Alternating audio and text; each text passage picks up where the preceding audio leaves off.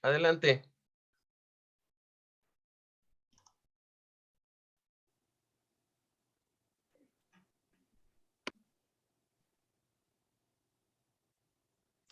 Hola, ¿qué tal? Buenas tardes. Los saluda su amigo Elías Huerta Psijas y les doy la más cordial bienvenida a todo nuestro auditorio a esta entrevista vía Zoom, en la que vamos a abordar pues, un tema de gran actualidad, de gran interés en la agenda político-jurídico nacional, como es la iniciativa de reforma electoral de la Cuarta T, la iniciativa que recién envió el presidente de la República, Andrés Manuel López Obrador, a la Cámara de Diputados para que se analice una iniciativa de reforma, 18 artículos de la Constitución, con la que pretende el Ejecutivo Federal pues hacer una de sus tres grandes reformas que ha anunciado desde hace varios meses, como son, pues, en primer lugar, la fallida iniciativa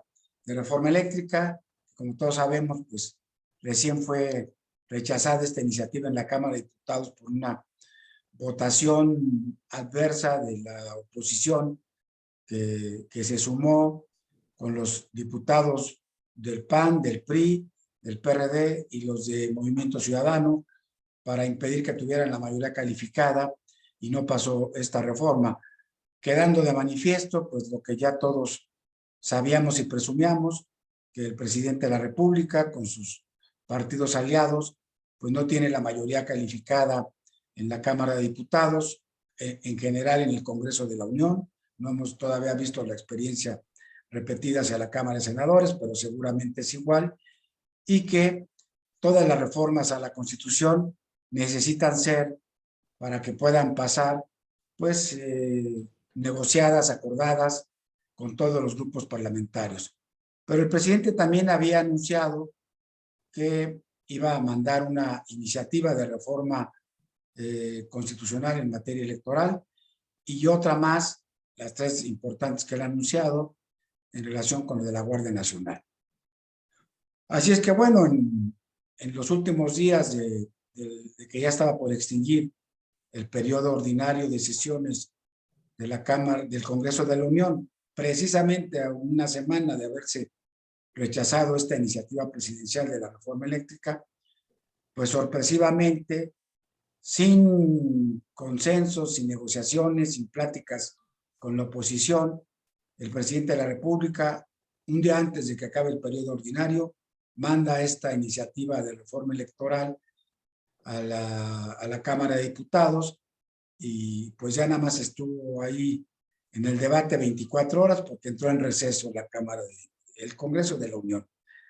Así es que el día de hoy vamos a ocupar este espacio de nuestra entrevista semanal de este jueves para platicar con nuestros expertos en materia electoral, en origen, como lo habíamos anunciado, con el doctor Eduardo de Jesús Castellanos Hernández, quien es un destacado profesor e investigador de la Facultad de Derecho y del Instituto de Investigaciones Jurídicas en la UNAM, y bueno, una gente muy, muy connotada.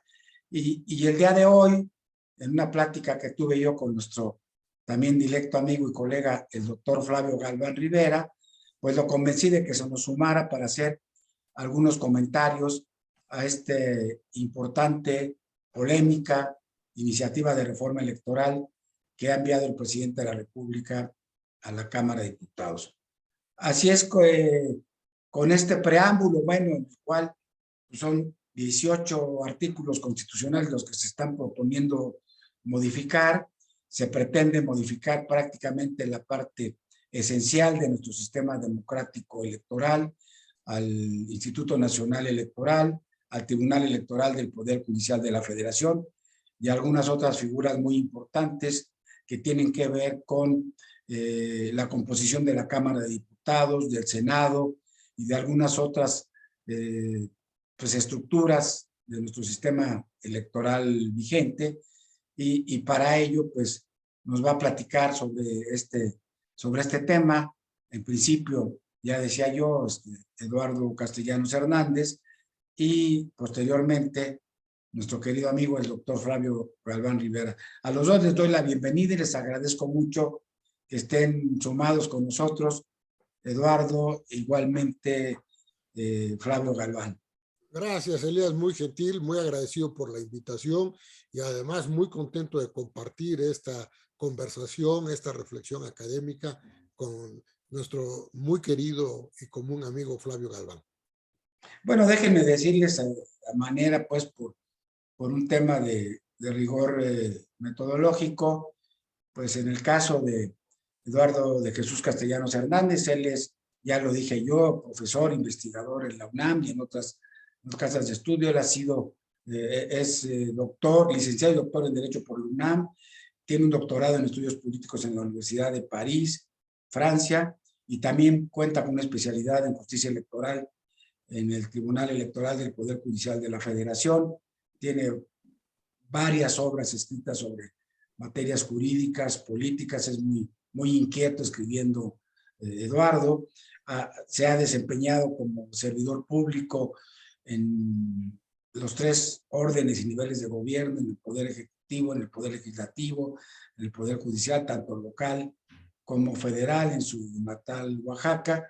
Y bueno, ha desempeñado varios cargos, yo diría, por lo que he tenido muchísima más relación con él, que durante 10 años fue el director general de compilación y consulta del Orden Jurídico Nacional en la Secretaría de Gobernación, desde donde luego interactuamos mucho.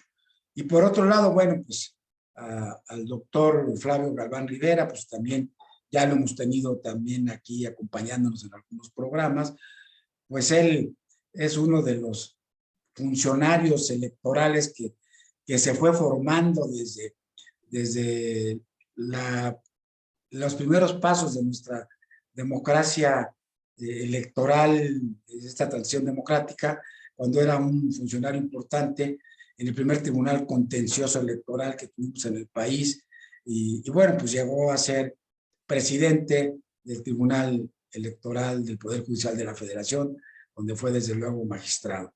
Es también un destacadísimo profesor universitario, autor de varias obras, y desde luego pues que los dos son hiper especialistas en la materia electoral, así es que estaremos en las mejores manos pues para platicar sobre estos temas.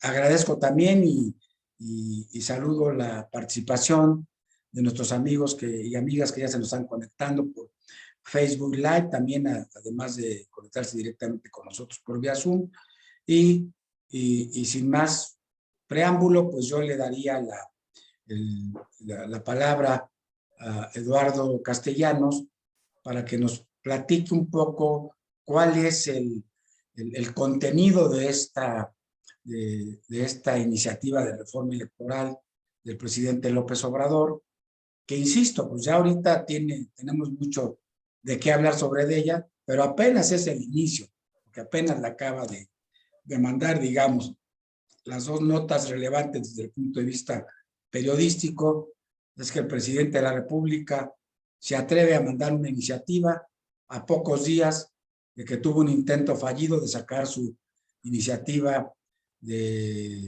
constitucional de reforma eléctrica, donde evidentemente quedó muy claro que los partidos de oposición votaron en contra de él y seguirán votando todas estas iniciativas si no se hacen en un marco de negociación de consenso, como ha pasado en las reformas electorales que hemos tenido desde 1970, desde la LOPE hasta la última de 1914, en la que pues fueron juntos todos los partidos, la sociedad civil, ahí estuvimos los académicos, durante todos estos más de 30 años que hemos venido transformando nuestro sistema electoral. Y bueno, ya cuando empiece a sesionar y a discutirse esta iniciativa en comisiones en la Cámara de Diputados, seguramente el debate volverá a darse.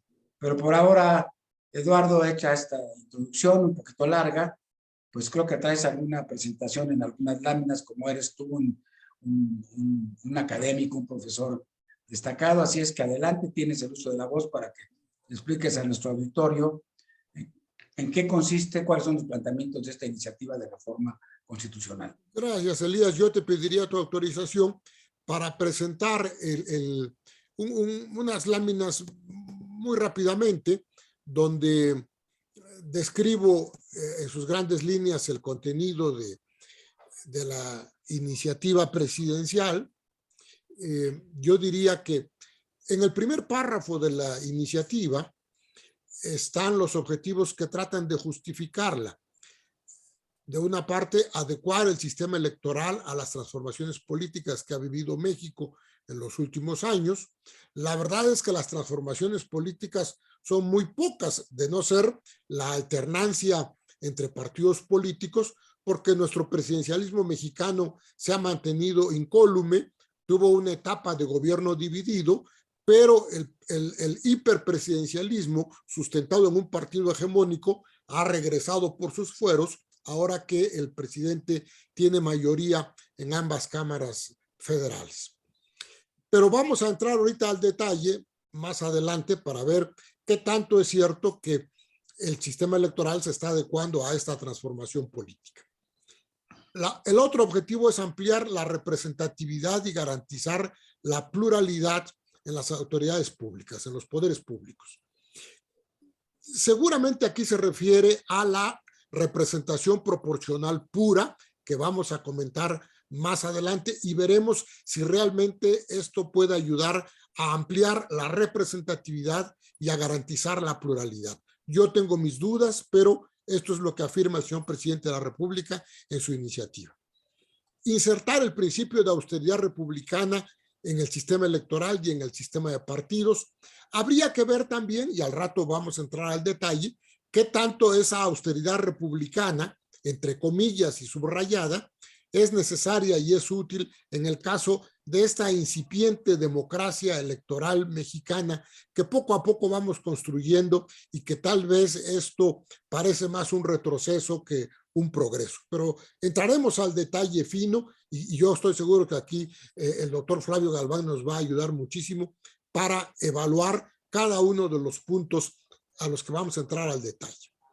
Facilitar el ejercicio de los mecanismos de participación ciudadana, en realidad lo único que hace es bajar de 40 a 33% para hacer vinculante los resultados de la consulta, pero también vamos a ver otros aspectos que me parece muy conveniente y necesario resaltar de lo que le falta en esta materia a la iniciativa, según yo.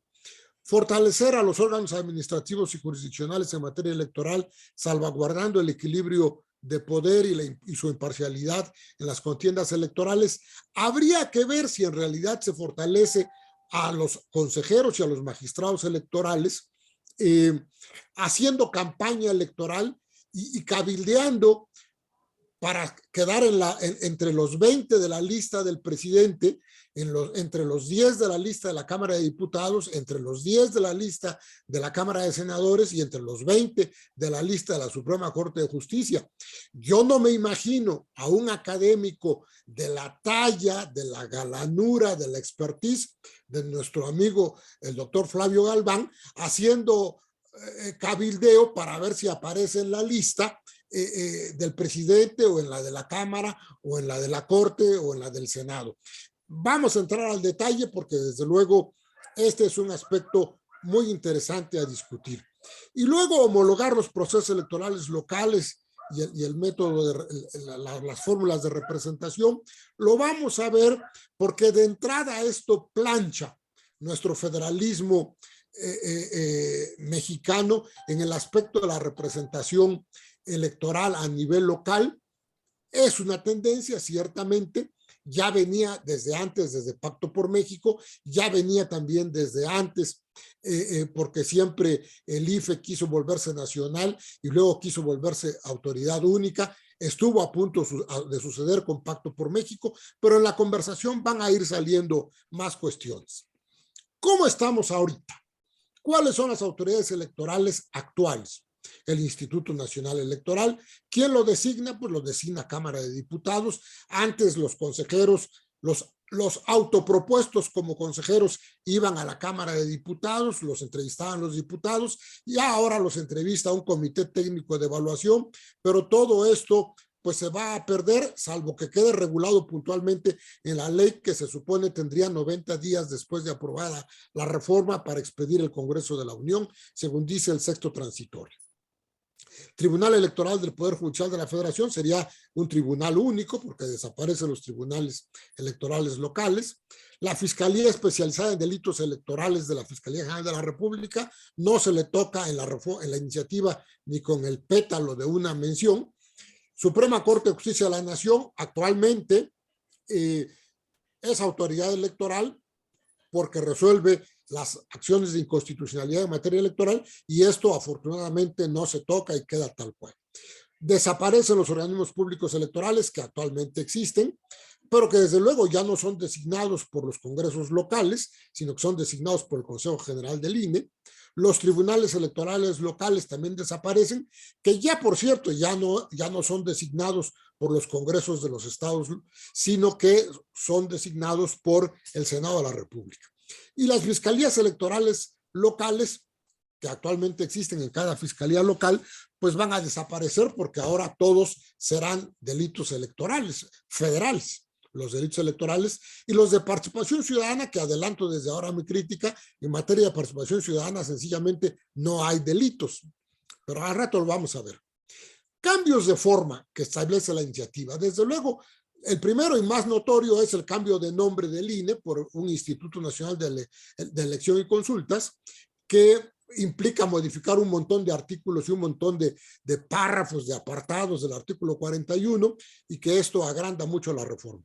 Y luego otro cambio de forma muy interesante es el lenguaje incluyente que tiene la iniciativa, porque trata de eliminar el género masculino como la forma general de enunciación y entonces utiliza diputados, diputadas, consejeros, consejeras, en fin, o la palabra persona en lugar de referirse al género masculino solamente.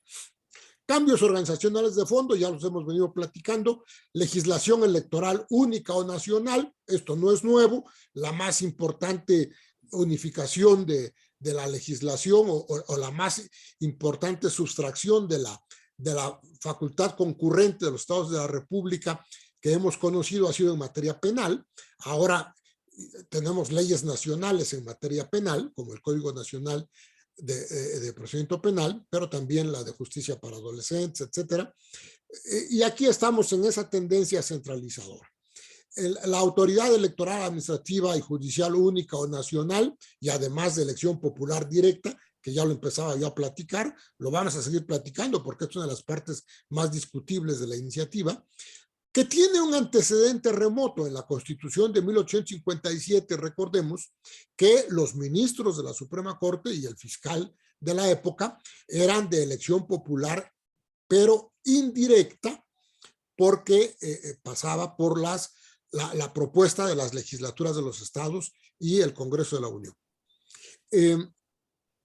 Y desde luego desaparecen las leyes electorales locales, los OPLES y los tribunales electorales locales. ¿Qué otros objetivos nos señala también, y vamos entrando ya a más detalle, la iniciativa? Pues tiene 4 primeros objetivos que son meramente enunciativos o declamatorios. Seguridad, respeto al voto, honradez y legalidad. Habrá que ver si esto al rato, con los detalles que veamos, se va a conseguir efectivamente. Autoridades administrativas y jurisdiccionales honestas e imparciales. ¿A poco los anteriores no lo eran? Yo siento un gran respeto por Flavio Galván. Yo creo que es un magistrado electoral ejemplar. Digo, vamos, que se modifique la forma como él fue designado y llegó a los cargos con las responsabilidades que tú ya has comentado, Elías. Habría que ver si realmente es necesario cambiar el procedimiento para que lleguen gentes que todavía sean mejores que Flavio Galván.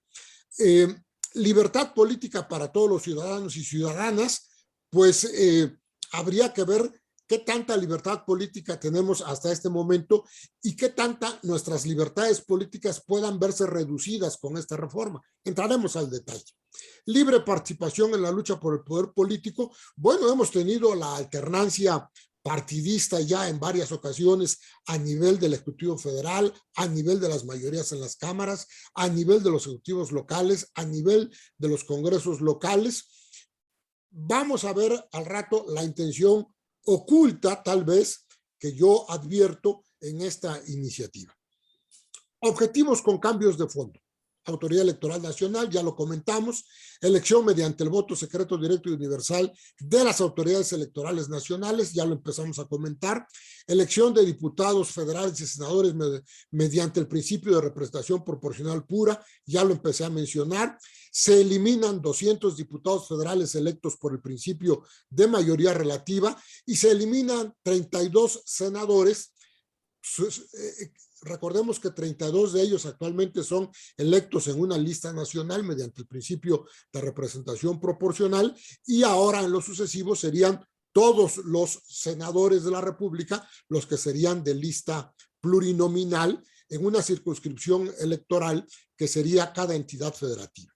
Se proponen la elección de congresos locales y ayuntamientos municipales también mediante el principio de representación proporcional y la reducción de integrantes de congresos locales, ayuntamientos y alcaldías. Habría que ver también si esto es conveniente, porque ahorrar dinero por ahorrar es algo que habremos de discutir enseguida. Limitar el financiamiento de los partidos políticos solamente para efectos de campaña electoral y suprimir el financiamiento ordinario, pero también suprimir el financiamiento para actividades específicas, esto es para todas las actividades de educación, capacitación, investigación socioeconómica y tareas editoriales que tienen los partidos políticos, que ya no se les daría dinero a los partidos para este tipo de actividades, que son las que forman o que contribuyen a formar la cultura política democrática de la ciudadanía. Cambios muy importantes que no son listados en la exposición de motivos de la iniciativa, que no son explicados, pero que desde luego están en el contenido del articulado: la modificación del acceso de los partidos a radio y televisión con fines electorales, con una reducción del tiempo disponible, el voto electrónico, que no se hace ningún señalamiento puntual y útil con relación al voto electrónico, las dos legislaciones únicas, una para procesos electorales y otra para consultas populares y revocación de mandato, la modificación consecuente del sistema de medios de impugnación en materia electoral y la nueva definición de propaganda electoral para que la propaganda del gobierno no sea considerada como tal. Es decir, ¿qué cosa es la propaganda electoral? Toda la que ustedes quieran, menos la propaganda que haga el gobierno. Aspectos más sobresalientes y regresivos, en mi opinión, desde luego la elección popular directa de consejeros y magistrados, la representación proporcional pura, la reducción del financiamiento público legal a los partidos políticos nacionales y la reducción del tiempo en radio y televisión también a los partidos. Esta sería una breve introducción para plantear los temas de fondo que ya quedan aquí enunciados y seguir platicando, Elías. Muchas gracias. Gracias, Eduardo. Pues muy completa la exposición para nuestro auditorio, para mí, de cómo está integrada esta iniciativa de reforma constitucional. Una vez que las has comentado y explicado, yo diría, bueno, no es ajeno a la costumbre que ya tenemos en materia electoral en nuestro país, después de cada elección, de tanto la presidencial como la intermedia de la Cámara de Diputados, que haya una reforma electoral siempre. De hecho, hemos tenido prácticamente desde los 70s que empezamos con este primer esfuerzo por ir fortaleciendo nuestra democracia, cuando tuvimos solamente un candidato a la presidencia de la República, que fue una mala señal, ¿verdad? Nada más tenemos el candidato del partido mayoritario, y entonces empezó a tratar de reforzar la pluralidad, la participación social, en fin. Entonces hemos tenido sucesivamente cada 3-6 años reformas, pero que han venido a fortalecer las instituciones democráticas del país.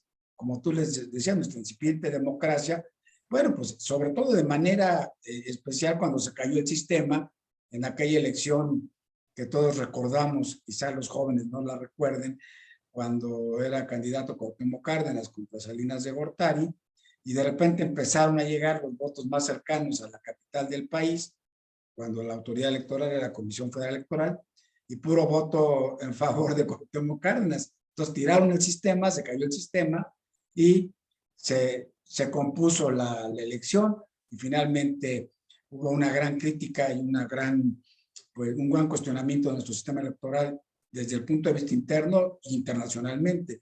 Entonces empezó esta gran reforma, pero yo insisto, siempre hemos estado fortaleciendo las instituciones, fortaleciendo la participación de la ciudadanía, yendo hacia niveles más altos de democracia. Y de repente en este momento, que sí, quizás se requiera fortalecer, ir hacia adelante en nuestro modelo, en nuestro sistema electoral, pero con un consenso, con una plática, con una negociación, y no lo que parecería ser como un acto de venganza política del partido en el poder, que lo han venido anunciando las últimas elecciones, los últimos meses, con amenazas no veladas, sino directas, con incumplimientos, con violaciones a la ley en materia electoral, y de repente, bueno, pues sale esta iniciativa donde se ataca la pluralidad, se ataca directamente la conformación del Instituto Nacional Electoral, se ataca el federalismo desapareciendo tribunales y institutos locales, federales, electorales, y bueno, pues prácticamente, casi, y nos preguntaba aquí alguien del auditorio, si no se consideraba o se podría considerar como una pregunta que anticipadamente te hacen a ti, Eduardo, si no se considera una venganza del presidente contra el INE, contra el Tribunal Electoral del Poder Judicial de la Federación, porque no se han sometido a los caprichos o a las intenciones centralistas del presidente de la República, y que lo que está haciendo con esta iniciativa es intentar centralizar y hacer un retroceso en nuestra evolución incipiente, pero importante, democrática en México. Yo nada más recuerdo cómo en cada elección federal, particularmente a raíz de la elección del 2000, en que se dio la primera alternancia importante en el país, en el que presidente Fox llegó a la presidencia de la República en un hecho que ni él mismo creía al principio, que si hubieran votado bien los votos, se le hubiera dado el triunfo. Bueno, pues hemos ido avanzando, hemos ido ciudadanizando, hemos ido teniendo en todos sentidos en la materia electoral, judicial y también en el Instituto Electoral, pues funcionarios profesionales. Yo veo la composición hoy de la Sala Superior, de la Sala Superior del Tribunal Electoral del Poder Judicial de la Federación, y salvo uno que vino de afuera, que siempre son misiones importantes, todos han tenido carrera judicial en diferentes partes del país, de la capital. Entonces, sí, verdaderamente yo creo que esta iniciativa, pues qué bueno que ya los partidos de oposición dijeron que no va a pasar, pero sí me parece que se tiene que regresar a la discusión, al diálogo, porque sí atenta contra principios muy importantes, creo yo, es una opinión muy personal, de lo que ha sido la evolución democrática de nuestro país. Pues adelante, Eduardo, si quieres algún comentario. Sí, cómo no, gracias, Elías. Justamente para comentar la pregunta de nuestro colega Luis Ignacio Navarro sobre la venganza posible, yo quisiera situar mi respuesta en un estudio o en un análisis del presidencialismo mexicano al que ya me empezaba yo a referir desde el inicio. Yo creo que, como lo señala Dieter Nolen, el sistema político se compone de sistema de gobierno, de sistema electoral y de sistema de partidos. De tal manera que nosotros lo que hemos tenido es un sistema constitucional de tipo presidencial, pero el presidencialismo mexicano, siguiendo de nuevo tanto las clasificaciones de Dieter Nolen o de Jorge Carpizo o de muchos otros autores que han analizado el presidencialismo mexicano y latinoamericano, pues nosotros hemos siempre tenido un hiperpresidencialismo, no solo por las facultades constitucionales del presidente de la República señaladas en el texto de la ley fundamental, sino lo que Carpizo llamó en su momento las facultades metaconstitucionales. Recordemos cuáles eran esas facultades metaconstitucionales. El presidente era líder del partido gobernante. Esa es la situación que tenemos ahora. El presidente de la República es, para efectos prácticos, líder del partido mayoritario y de la coalición legislativa mayoritaria. Luego, el presidente de la República, escribió Carpizo, designaba a su sucesor. Sin duda alguna, el presidente de la República va a designar al candidato de su partido y de la coalición partidaria que lo sostiene, y que él alienta, además, que él la formó. Además, el presidente de la República podía poner y quitar gobernadores. En realidad, aunque no directamente ahora, porque como tú lo mencionaste hace rato, ya sabía uno cuando había un candidato del partido hegemónico en ese momento quién era el que iba a ganar la elección, y cuando había un candidato a presidente o a gobernador, pues venía la cargada de inmediato para sumarse las fuerzas vivas, ¿no?, de apoyo a aplaudir al candidato del partido hegemónico. Y bueno, aunque ahora ha estado perdiendo el actual partido hegemónico, ha estado perdiendo algunos estados y algunos municipios, lo cierto es que estamos ya en presencia de un partido hegemónico, ¿no? Entonces, no podrá con la misma facilidad de antes el presidente López Obrador poner gobernadores, pero sí puede poner a la mayor parte de los gobernadores, y desde luego los puede también retirar del cargo. Eso sí ya lo hemos visto, ¿no? Puede ser que con un nombramiento de embajador o un nombramiento en el gobierno, pues también puede salir un gobernador de un estado. Entonces, podríamos decir que las facultades metaconstitucionales permanecen o se han renovado durante el periodo de gobierno dividido, cuando el presidente no tuvo mayoría en las cámaras. Esas facultades metaconstitucionales se vieron reducidas, se vieron debilitadas, pero cuando el presidente vuelve a tener mayoría en ambas cámaras, pues sin duda alguna que esas facultades se ven fortalecidas. Contesto ahora la pregunta. ¿Se trata de una venganza? Bueno, el presidente López Obrador, como se lo han dicho todos sus interlocutores recientemente, él fue uno de los artífices del modelo de democracia electoral que tenemos nosotros actualmente. Primero como presidente del PRD y luego como uno de los líderes opositores más escuchados en nuestro país. La opinión de él fue determinante en las reformas electorales de las últimas ocasiones que ha habido reformas electorales, de tal manera que él sabe perfectamente que la autonomía, independencia e imparcialidad de las autoridades electorales, tanto las administrativas como las judiciales, ha sido la clave para lo que yo llamé esta incipiente democracia, esta democracia electoral que... Oye, Eduardo, perdóname que te interrumpa, ¿no podrías concretar para que le podamos dar oportunidad a Flavio que participe también? Estaba yo justamente aterrizando la idea. No es que el presidente se quiera vengar, es que el presidente sabe que con una autoridad como la actual corre el riesgo de conocerse una nueva alternancia en la próxima elección presidencial.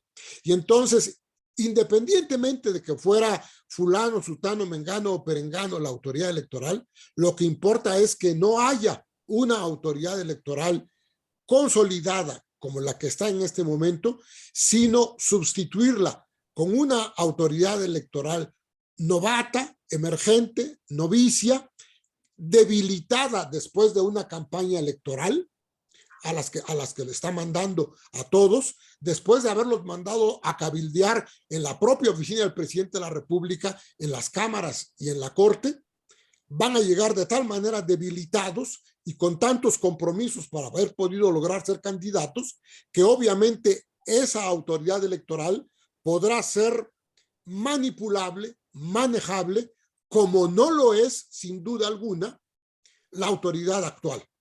Comparto, Eduardo. La administrativa. Se perdería autonomía en el árbitro de las elecciones si esta iniciativa cambiara. Esa sería mi respuesta a nuestro colega que hizo el favor de preguntar. Me extendí un poco, pero era necesario ponerlo en un sentido histórico, porque no es una cuestión del momento, no es una cuestión personal del presidente.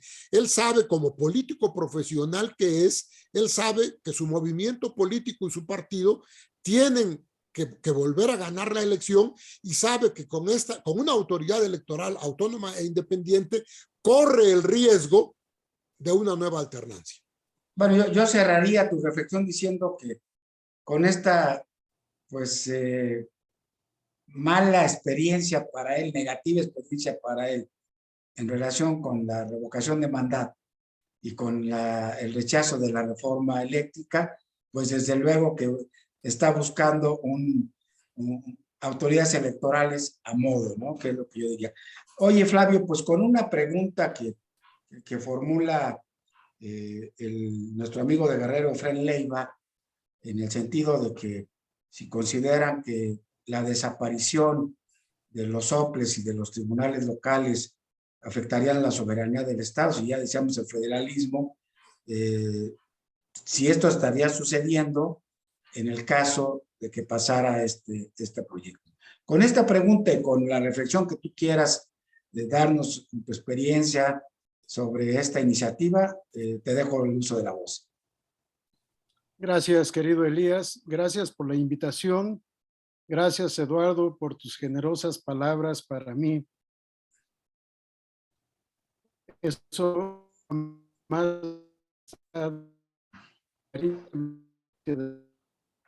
pero tenemos un poco de problema con la señal, Flavio, de tu internet. No está escuchando bien.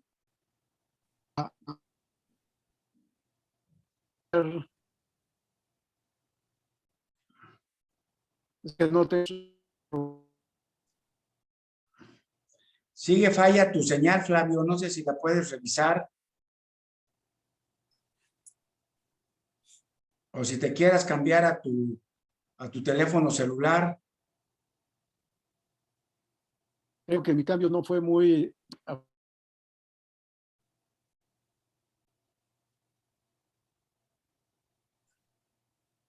No te escuchamos y queremos mucho escucharte, Flavio.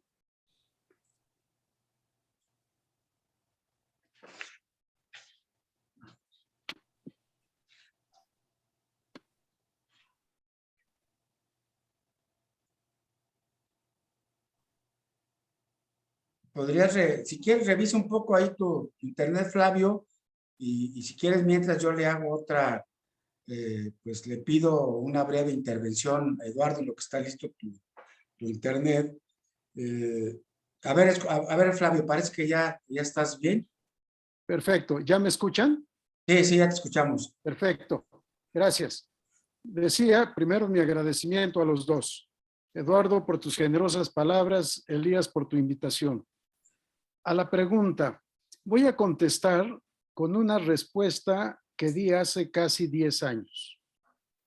Cuando en 2013 se estaba todavía en el estudio de la reforma de 2014, en una reunión con el presidente de la República, Enrique Peña Nieto, y el pleno de la Sala Superior, me preguntó en lo personal mi opinión sobre la reforma que se estaba gestando. Y le dije, señor presidente, es una reforma inconstitucional. La cara de mis compañeros y de mi compañera magistrada ya la adivinarán. Y le dije, lo digo bajo mi estricta responsabilidad. Es mi opinión. Llamó a su consejero y preguntó, ¿por qué inconstitucional? Le dije, porque pretender crear el Instituto Nacional Electoral es contrario al artículo 40 de la Constitución, que establece que el pueblo de México ha decidido constituirse en una república democrática representativa, laica y federal, constituida por estados libres y soberanos en todo lo que hace a su régimen interior. En un sistema federal no cabe un instituto nacional. Y hemos visto en el transcurso de estos años, 7 años, casi 8, cómo el Instituto Nacional se erige, de acuerdo a la Constitución y a la legislación, en el órgano rector del sistema electoral mexicano. No puede, no debe ser. Y ahora viene la puntilla, que desaparezcan los institutos electorales locales, ya de por sí desaparecidos bajo la denominación común OPLES, que no nos dicen nada.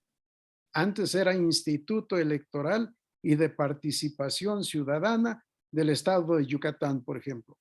Ahora es OPLE Veracruz, como desafortunadamente se autodenominó con la reforma para vergüenza de consejeras y consejeros. Y se los dije a ellos, porque son mis amigos.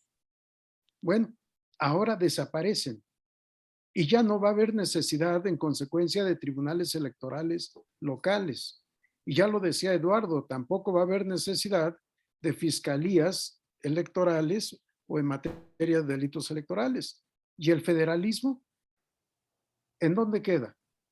Somos un país centralista de facto y solo de jure en el papel un país federal. Sí, tenemos que ser congruentes y habrá que reflexionar en este sentido. Me parece que la historia, toda la que tenemos a partir de la independencia, desde la Constitución de 1814, salvo la Constitución de las 7 leyes, ha sido siempre el sistema federal el que ha prevalecido y el que pienso que debe prevalecer. No es cierto aquellos que dicen que copiamos nuestro federalismo de Estados Unidos. Éramos distintas provincias cuando éramos Nueva España y lo demuestra la integración de las Cortes de Cádiz, en donde estuvieron distintos diputados de distintas provincias de Nueva España. Dejo hasta ahí esa parte. Sí, debemos de ser congruentes con el federalismo y reinstituir un instituto federal electoral, constituir un auténtico tribunal federal electoral, no nacional, y los 32 institutos locales con sus 32 tribunales locales. Para respetar el sistema federal, debemos fortalecer el federalismo electoral. Pero voy a otros temas que tocó Eduardo. Elección de consejeros y magistrados. Recordemos la historia. En el siglo XIX, José María Iglesias, presidente de la Suprema Corte de Justicia de la Nación, cambió toga y birrete para convertirse en un delincuente electoral. Declara la nulidad de la elección de Sebastián Lerdo de Tejada y viene, por supuesto, el movimiento de rebelión, en donde el triunfador finalmente es Porfirio Díaz. Vamos a hacer campaña los que pretendan ser consejeros y magistrados. ¿Qué van a proponer? Esta idea que en alguna ocasión, en una mesa redonda, la expuso el doctor Jaime Cárdenas, un amigo al que apreciamos, gran constitucionalista. Él propuso esta idea y le dije, no estoy de acuerdo. No pueden los aspirantes a consejeros y magistrados estar haciendo campaña, porque ¿qué van a prometer? Y se van a comprometer en el ejercicio de su función. Se acabó la objetividad, se acabó la imparcialidad y por supuesto se acabó la juridicidad que la mayoría denomina legalidad. Vamos a tener que cumplir como servidores públicos lo que se prometió en campaña. Y decía Jaime, no, sin campaña. ¿Cómo votan los ciudadanos por alguien que no hizo campaña? Por un desconocido. Es imposible, es una contradicción. Para mí es una propuesta que no puede, que no debe pasar. Los jueces y los consejeros no deben estar sometidos al voto popular. Deben llegar por servicio profesional, por servicio de carrera, no solo servicio jurisdiccional en el caso de magistrados. Puede ser en la postulancia, puede ser en la academia, puede ser en muchas partes un órgano plural que esté integrado por personas de carrera, por académicos y por postulantes, sería un colegiado extraordinariamente rico, con teoría, con práctica y con experiencia. El tema, voy a tocar varios rápidamente. El tema de los senadores. En alguna ocasión, en una conferencia en la Facultad de Derecho, dijo un diputado académico serio, nos encargaron hacer un caballo e hicimos una especie de dromedario con el caso de los senadores de representación proporcional. Los senadores son representantes de las entidades federativas. ¿A quién representan los 32 senadores electos por el principio de representación proporcional? A nadie, porque los representantes de la nación son los diputados. Los senadores representan a las entidades. ¿A quién representan los de representación proporcional como senadores? A nadie. Me parece buena la propuesta de que se derogue esa parte y de que, no de que se disminuya, sino de que tengamos representantes de los partidos políticos en representación de las entidades federativas. Y 2 por cada entidad me parece suficiente. Si han de quedar 3 para que la primera minoría también esté representada, adelante, no hay problema que sean 96, pero 32 que a nadie representan, definitivamente no. Partidos políticos sin financiamiento público. ¿Quién los va a financiar? No podemos cerrar los ojos La delincuencia ante la organizada. realidad. Pues sí que es lo que estamos viendo y viviendo en 1920, 1921. En 1922, que empezó el procedimiento en 1921, ¿qué vamos a vivir si se quita, se deroga el financiamiento público a partidos políticos? Y dicen en mi pueblo que el que paga manda. ¿A qué nos vamos a someter? Más vale que el pueblo con sus impuestos pague los gastos de los partidos políticos, no de la manera exagerada en que está. Yo me he pronunciado siempre por reducir cuando menos al 50% el financiamiento público que tienen, y no es gratuito. Antes de la reforma de 2007, que permite a los partidos el acceso gratuito a radio y televisión, no a costa de los concesionarios, sino a costa del Estado, porque es en el tiempo del Estado. Si tienen el acceso gratuito, si no tienen que pagar por ese servicio, y decían que gastaban alrededor del 50 o 60% de su presupuesto anual, ¿por qué no reducir a la mitad? Porque ya no pagan lo que antes sí pagaban. Y sería efectivamente un gran ahorro. Pero además, hacer lo mismo que cualquier presupuesto. ¿Cuántos afiliados tienes? ¿Cuánto necesitas para poder vivir como partido político?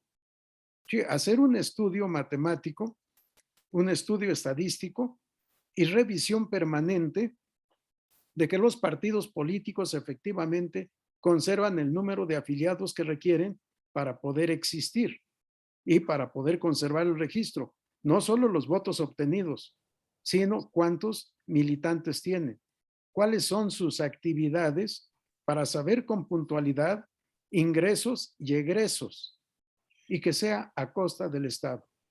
Me parece que es un gasto pertinente, útil, necesario y que nos lleva incluso a la licitud en la política electoral. ¿Sí? Es necesario que se mantenga el financiamiento público. El voto electrónico, por supuesto que es un elemento importante, siempre que no se prescinda de las mesas directivas de casilla. Sí, porque la fortaleza del sistema electoral mexicano está en las mesas directivas de casilla. en donde se emite el voto, se recibe el voto, se califica el voto y se cuenta para cada uno de los partidos políticos, coaliciones o candidatos. La transparencia y confianza en las elecciones está en el trabajo honesto, en el trabajo responsable de los integrantes de mesa directiva de casilla. Claro que mucho tiene que hacer el instituto y los institutos locales, pero el triunfo es de la ciudadanía por conducto de sus mesas directivas de casilla.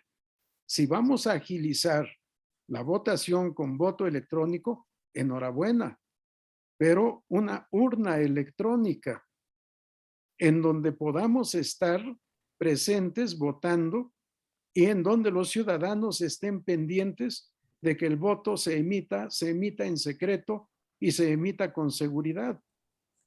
El voto a distancia o el voto anticipado, yo creo que no nos garantiza mucho, no nos garantiza ni secrecía, ni individualidad, ni libertad. Yo creo que eso puede venir en un futuro inmediato, pero sí, las urnas electrónicas me parece que son importantes. Acceso a radio y televisión.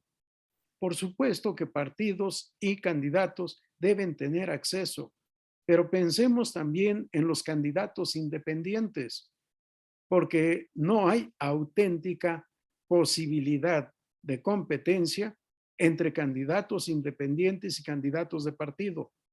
Están en una situación de desventaja absoluta. O derogamos la candidatura independiente o fortalecemos la candidatura independiente para que haya una auténtica competitividad, que haya equidad en la contienda entre candidatos independientes y candidatos de partido. Fortalezcamos el sistema de partidos políticos. Evitemos el chapulineo partidista. Hoy estoy en el partido A, pero no me hacen candidato, me voy al partido B y hay partidos cachalotodo que no importa de dónde vengan, los recibimos porque puede darnos votos y lo postulamos. No, que haya un mínimo de militancia y que el candidato independiente no haya militado en un partido por un plazo determinado. Pueden ser 5, 10, 3 años, los que quieran, pero un plazo prudente para que no sean candidatos independientes de saliva, que de papel, dejaron su partido ayer y hoy se postulan candidatos independientes y mañana declinan para ver si favorecen al candidato de otro partido. No, hay muchos temas que revisar.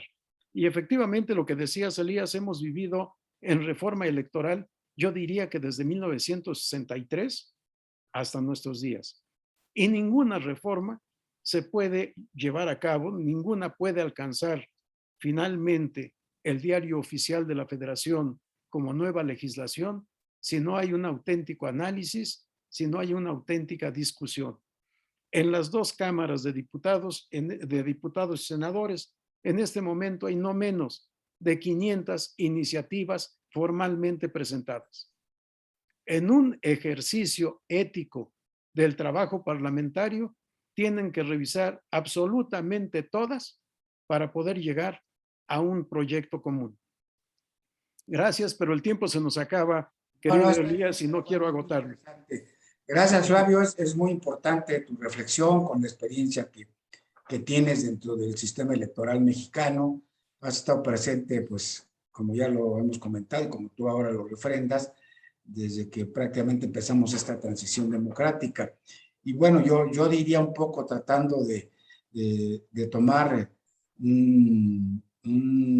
tanto cuanto de ambas posiciones, que sí me parece que es tiempo de ir hacia una reforma electoral para ir perfeccionando nuestro régimen democrático y nuestras instituciones, sobre dos condiciones.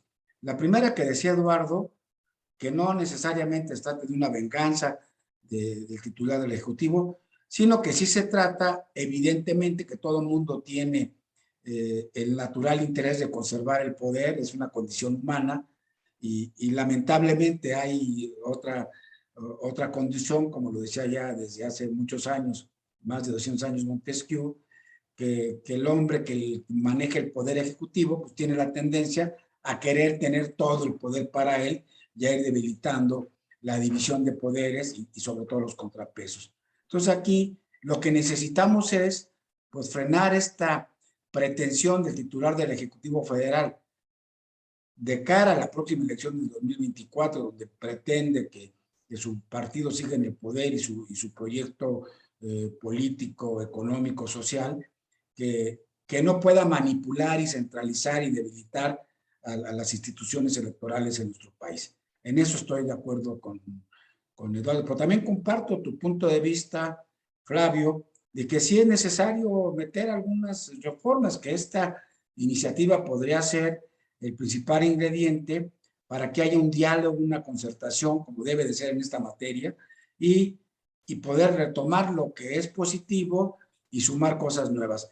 Yo comparto contigo la idea de que es innecesario un cuarto senador, que sería suficiente los 2 senadores de mayoría que representan al pacto federal y el de la minoría. 3 senadores sería más que suficiente, porque no podemos ir tampoco en contra de la representación proporcional, que también tiene 200 años de historia o más y tiene una justificación natural de que no se pueden tirar a la basura los votos de las minorías y las minorías. Es decir, si algún partido gana una elección en cualquier parte del mundo con el 51, 52% de la votación, 53%, ¿qué pasa con ese 47% de la población, de esos sectores? Pues deben de estar representados en los congresos, en los parlamentos y deben tener voz y voto. Esa es la democracia moderna y así se ha venido consolidando nuestra democracia en todo el mundo.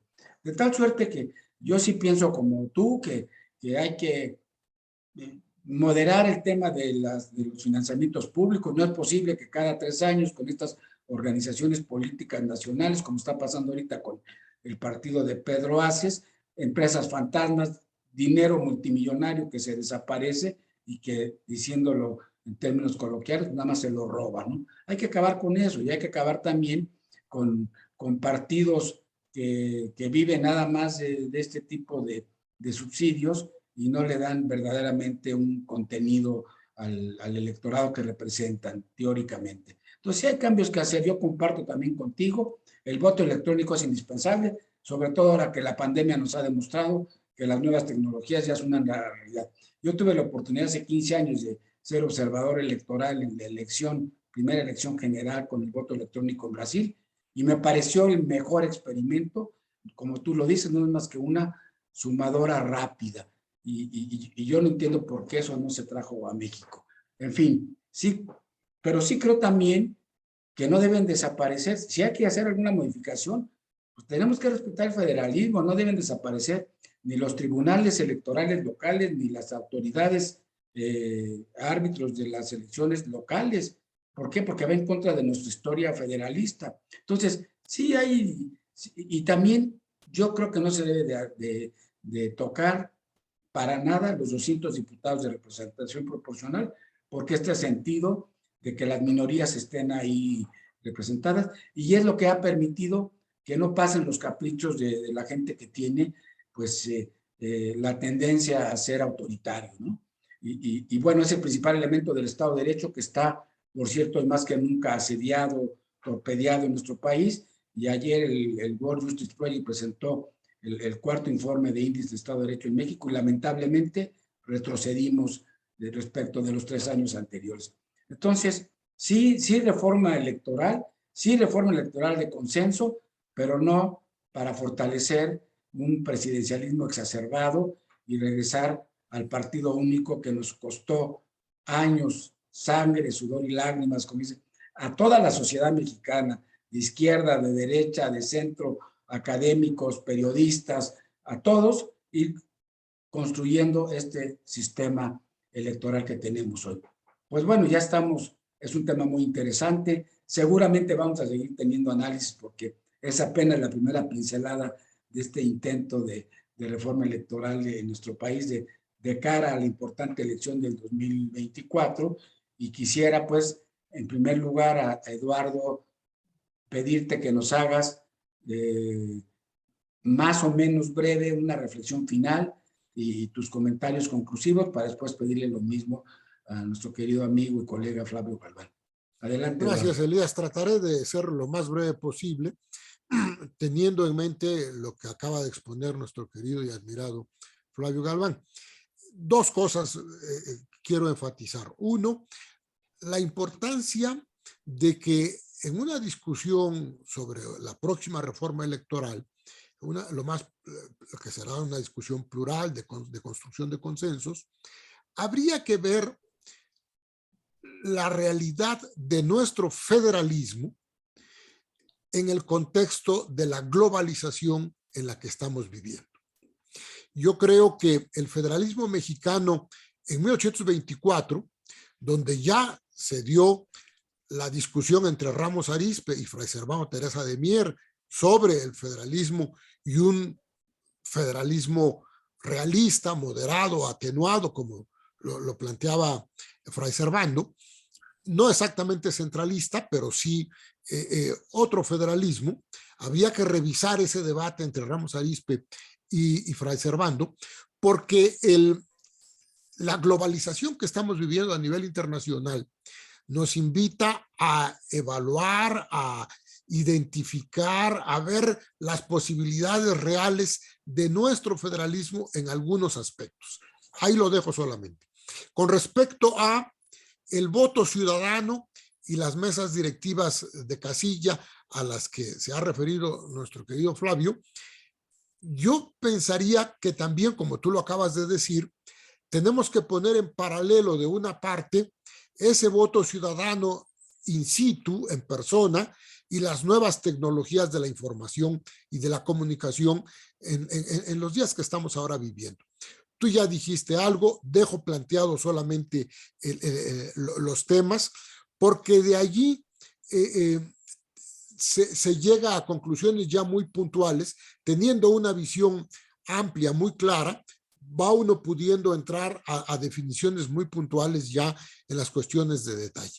Ahí dejaría mi comentario y solamente te pediría que cuando ya estén conocidas las propuestas de reforma electoral del PRI, que ya ha anunciado algo, del PAN, que ya ha anunciado algo, podamos reunirnos igualmente, colegas a quienes nos gustan estos temas, aunque yo adelanto que una hora no nos va a alcanzar. Muchas gracias, un gusto estar contigo, un gusto estar con Flavio, y gracias a todos los que nos están haciendo el favor de acompañar.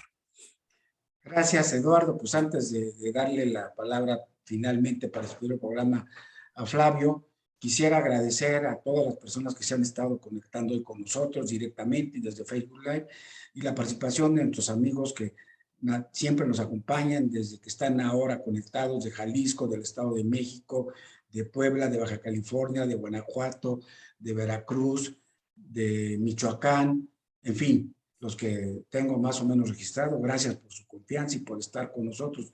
Decirles que, como también lo comentaba desde Guerrero, también desde luego, y Efraín Leiva, bueno, en lo que estamos de acuerdo en que haya una nueva reforma electoral, pero en lo que no podemos transigir ni un paso para atrás es en la autonomía e independencia del INE y del Tribunal Electoral del Poder Judicial de la Federación. Tenemos que defender estas instituciones que no nos la dio nadie. El pueblo de México, nosotros, todos los que estamos aquí, estamos escuchando, y muchas gentes más que hoy son parte importante de la Cuarta T, hemos sido parte de este avance democrático. No podemos, sería una afrenta para el pueblo de México. De la misma manera, tenemos que defender al INAI y a todos los institutos autónomos que hoy están, como decimos en el editorial de este mes de Foro Jurídico, sobre el fuego de la Cuarta T, ¿no? O sea, todas estas instituciones están bajo el fuego de la Cuarta T. De tal suerte, pues que no podemos soslayar esto, tenemos que defenderlo. Sí a una reforma electoral, sí a una reforma electoral positiva que fortalezca nuestro sistema electoral, que vaya en contra de estos vicios económicos y de todas las naturalezas que ha habido, de excesos que también pues invaden el federalismo, como decía Flavio, pero ni un paso atrás en la autonomía de nuestras instituciones fundamentales. Ya lo dijo la oposición, ya lo comentaste tú también, Eduardo, nadie está cerrado a la reforma electoral, al contrario, pero no en estos términos, no en estos términos de acabar con la pluralidad, de ir hacia un presidencialismo más exacerbado del que tenemos en este momento. De tal suerte que, qué bueno que la oposición ya está trabajando en sus proyectos y seguramente, como tú nos lo pides, Eduardo, lo haremos no solamente una, muchas ocasiones más. En este tenor estamos también pensando desde el foro jurídico, ya atenuada la pandemia, cuando esto empiece en la discusión seria, no solamente entrevistas de esta naturaleza vía Zoom, sino hacer un par de foros de debates desde el foro jurídico, presenciales y vía Zoom, donde no sea nada más una hora, sino 3, 4 horas de discusión. Pues bueno, con este comentario, Flavio, adelante para que despidamos el programa. Gracias, querido Elías. Aunque suene a poesía, podría decir que 200 años de historia nos contempla. 1814, primera constitución, o 1824, ya estaríamos a casi los 200 años de federalismo, con un breve paréntesis. Pero es cierto lo que dice Eduardo. En este mundo globalizado, bien podríamos pensar en un país centralista. La democracia no radica en el federalismo o en el centralismo, pero seamos congruentes. ¿Vamos a ser un país centralista? Démosle cristiana sepultura a nuestra Constitución de 105 años y hagamos otra de un país unitario. Puede ser. Y no tendríamos necesidad de tantos congresos y de tantas instituciones locales y seríamos congruentes. Pero lo que decías, Elías, respetemos y defendamos a nuestras instituciones. Si van a ser instituciones nacionales, que lo sean, conforme a la Constitución, pero independientes. Órganos jurisdiccionales y órganos administrativos. Y me refiero a todos. Órganos legislativos, independientes, que haya una auténtica división de poderes, en donde cada uno cumpla la función política y jurídica que el sistema le atribuye. Si no hay división de poderes, bueno, cambiemos también nuestro sistema de Estado. Puede ser, hagamos una monarquía. O sea, a lo mejor nos va a gustar los títulos de condes, de duques, de príncipes, no sé qué. Sí, podemos cambiarlo, pero seamos congruentes. Y si vamos a vivir en un sistema democrático, federal o centralista, seamos congruentes y que nuestras instituciones, todas, sean independientes, que cumpla cada una con sus funciones y que la división de poderes sea lo que debe ser, un sistema de pesos y contrapesos, el freno de un poder al otro poder. Si esto no existe, no hay Estado de Derecho. Gracias, mi respeto y reconocimiento a todos los que nos escuchan dentro y fuera de la República. Un abrazo, Eduardo. Un abrazo, Elías. Gracias por la invitación. Gracias nuevamente, Eduardo Castellanos, Flavio Galván, gracias por su tiempo, por su confianza y particularmente a todas las personas, los amigos, las amigas que nos siguen en estos programas de entrevista semanal y que hoy se conectaron con nosotros y los que nos siguen también a través de Facebook Live. Desde luego que a partir de mañana en YouTube estará la grabación de esta entrevista, como de las más de 100 que hemos hecho a lo largo de los últimos 24, 28 meses desde que empezó la pandemia, cada semana sin faltar. Muchas gracias. Me despido de ustedes, Elías Huerta. Nos vemos el próximo jueves a partir de las 7 de la noche. Buenas noches. Gracias una vez más, Eduardo y Flavio. Buenas noches, Elías. Buenas noches, Eduardo. Gracias, Elías, Flavio, muy buenas noches y muchas gracias por la conversación que ha sido muy ilustrativa.